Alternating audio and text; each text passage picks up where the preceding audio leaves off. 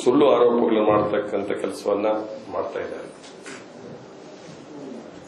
DSP Ganapati ಸಾವಿನ ಬಗ್ಗೆ ರಾಜ್ಯದ ಸಿಐಡಿ ತನಿಖೆ ನಮ್ಮ ಸರ್ಕಾರ ಹಾಕಿತು. ಸಿಐಡಿ ತನಿಖೆ ಆಗುವವರೆಗೆ ಜಾರ್ಜ್ ಅವರು ರಾಜೀನಾಮೆಯನ್ನು ಕೂಡ ಕೊಟ್ಟಿದ್ದರು. ಸಿಐಡಿ ತನಿಖೆಯಲ್ಲಿ ಅವರು ತಪ್ಪಿತಸ್ಥರು ಅಲ್ಲ ಅಂತ ಹೇಳ್ತಕ್ಕಂಥ ಬಂದಾಗ ಅವರು ಮತ್ತೆ ಮಂತ್ರಿ ಸ್ಥಾನವನ್ನ ಮುಖ್ಯಮಂತ್ರಿಗಳು ನೀಡಿದ್ದಾರೆ. ಈಗ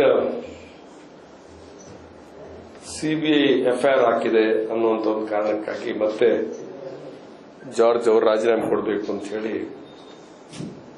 ಬಿಜೆಪಿ ಅವರು ಹೇಳ್ತಾ ಇದ್ದಾರೆ. ಬಿಜೆಪಿ ಅವರಿಗೆ ಜಾರ್ಜ್ ರಾಜೀನಾಮೆ ಕೇಳುವ ನೈತಿಕ ಹಕ್ಕು ಇಲ್ಲ. ಯಾಕಂತಂದ್ರೆ ಕೇಂದ್ರದಲ್ಲಿ ಸಾಕಷ್ಟು ಮಂತ್ರಿಗಳು ಕ್ರಿಮಿನಲ್ ಕೇಸ್ನಲ್ಲಿ ಇದ್ದಂತವರಿದ್ದಾರೆ, ಎಫ್ಐಆರ್ ಆದಂತವರಿದ್ದಾರೆ.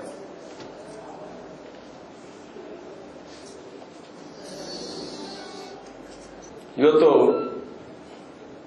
ಜಾರ್ಜ್ ಅವರು ಒಂದು ಅತ್ಯುತ್ತಮವಾದ ಕೆಲಸ ಮಾಡ್ತಾ ಇದ್ದಾರೆ, ಮಂತ್ರಿಯಾಗಿ ಉತ್ತಮವಾದ ಕೆಲಸ ಮಾಡ್ತಿದ್ದಾರೆ. ಅವರೊಂದು ಅಲ್ಪಸಂಖ್ಯಾತ ಸಮುದಾಯಕ್ಕೆ ಸೇರಿರತಕ್ಕಂಥ ವ್ಯಕ್ತಿ. ಬಹುಶಃ ಅಲ್ಪಸಂಖ್ಯಾತರ ಮೇಲೆ ಒಂದು ಏನಾದರೂ ಒಂದು ತಪ್ಪುಗಳನ್ನು ಹುಡುಕ್ತಕ್ಕಂಥ ಕೆಲಸವನ್ನು ಬಿಜೆಪಿ ಮಾಡ್ತಾ ಇದೆ. ಮತೀಯವಾದಿ ಭಾವನೆಯನ್ನು ಇಟ್ಕೊಂಡು ಇವತ್ತು ಜಾರ್ಜ್ ಅವರನ್ನ ರಾಜೀನಾಮೆ ಕೇಳ್ತಾ ಇದ್ದಾರೆ. ಸಾವಿರ ಸುಳ್ಳು ಹೇಳಿ ಪಕ್ಷ ಕಟ್ಟುವ ಅಂತ ಹೇಳುವ ಧೋರಣೆ. ಸಾಕಷ್ಟು ಸುಳ್ಳುಗಳು ಅದು ಸುಳ್ಳು ಅಂತ ಹೇಳಿ ಸಾಬೀತಾಗಿದೆ. ಕೆಲವಾರು ವಿಚಾರಗಳು, ನಾನು ಅದನ್ನ ಪ್ರತ್ಯೇಕ ಉಲ್ಲೇಖ, ಅದು ಅವರು ಹೇಳಿರ್ತಕ್ಕಂಥ ಸುಳ್ಳುಗಳು ಅದು ಬಹಿರಂಗಗೊಂಡಿರ್ತಕ್ಕಂತಾಗಿದೆ.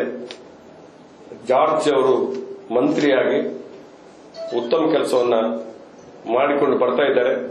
ಅವರ ರಾಜೀನಾಮೆ, ಅವರ ಉತ್ತಮ ಕೆಲಸ ಮಾಡತಕ್ಕಂಥ ಅಭಿವೃದ್ಧಿ ಪರ ಕೆಲಸವನ್ನು ಮಾಡತಕ್ಕಂಥದ್ದನ್ನ ಅವರ ಮೇಲೆ ಪದೇ ಪದೇ ಆರೋಪವನ್ನು ಮಾಡಿ ರಾಜೀನಾಮೆ ಕೇಳ್ತಕ್ಕಂಥದ್ದು ಸರಿಯಾದಂತ ವಿಚಾರ ಅಲ್ಲ.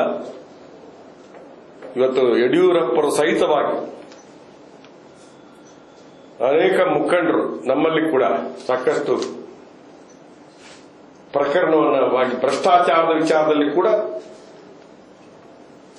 ಬಹಳ ದೊಡ್ಡ ಆರೋಪವನ್ನು ಹೊರತಕ್ಕಂಥ ಬಿಜೆಪಿಯವರು ಇವತ್ತು ರಾಜೀನಾಮೆಯನ್ನು ಕೇಳ್ತಕ್ಕಂಥ ನೈತಿಕ ಹಕ್ಕಿಲ್ಲ ಅಂತ ಹೇಳ್ತಕ್ಕಂಥ ಮಾತನ್ನು ಈ ಸಂದರ್ಭ ಹೇಳಲಿಕ್ಕೆ ಇಷ್ಟಪಡ್ತಾ ಇದೆ.